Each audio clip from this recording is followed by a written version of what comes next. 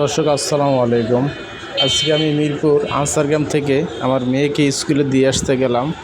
স্কুলটা পড়ছে আপনার বাংলা কলেজের অপর সাইডে র‍্যাব 4-এর ভিতর মডেল একাডেমি।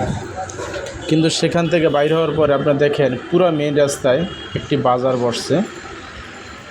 এখান থেকে কাছে মিরপুর থানা এবং সামনে এই রাস্তার অপর সাইডে ডেল্টা হাসপাতাল।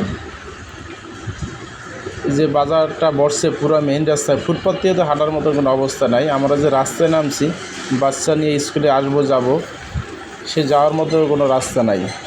আপনারা দেখেন পুরো রাস্তাটা ব্লক করে ফেলছে কাঁচা বাজার দিয়ে।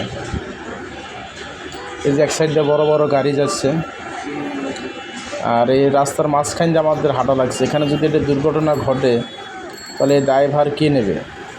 আমাদের বর্তমান পুলিশ প্রশাসন এখান থেকে বাজার করে, কিন্তু তারা এই বাজার উঠায় না।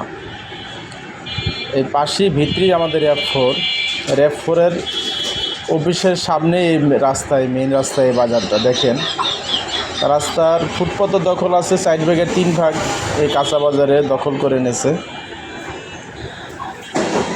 দেখেন দর্শক আপনারা পুরো রাস্তাটায় কিভাবে বাজার দিয়ে দখল করছে।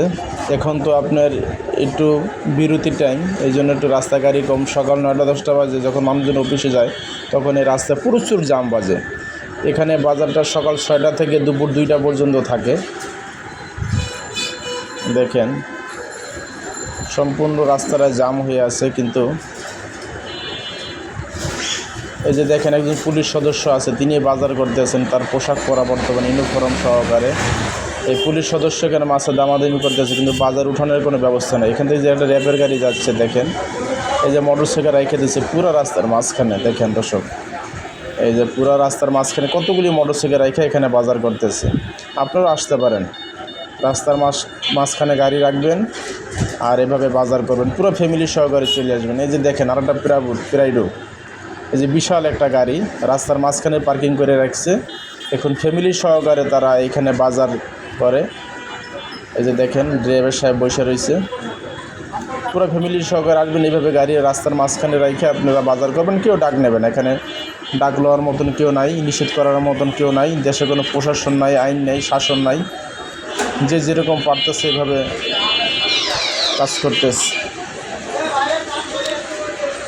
এই মিরপুর থানার এরিয়ার পুলিশ যে কী করে আমি কিছু জানি না। এখান থেকে আমরা স্কুলে যেতে পারি না, বাচ্চা নিয়ে বাসায় আসতে পারি না এবং স্কুলে যাইতে পারি না।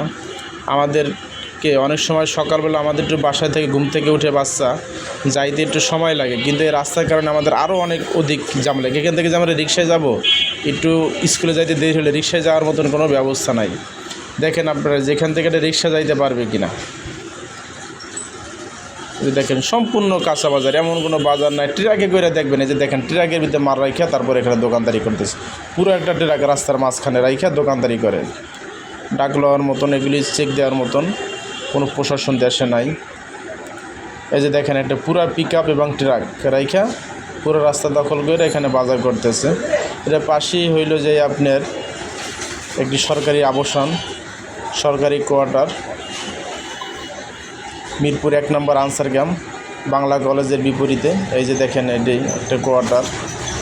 এই কোয়ার্টারের রাস্তায় যে এইভাবে পুরোটা মেইন রোড, কত